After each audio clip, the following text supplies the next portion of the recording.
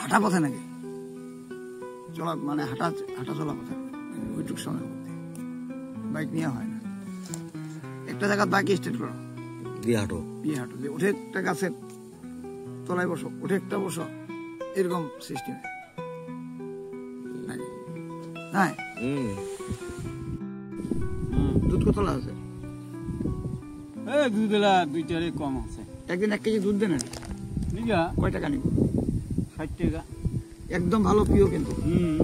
OLA আছে কি সেলাই 60 টাকায় দিব। আজই হবে না, আজ হবে না, জোয়ারি দিয়ে কালি দিস।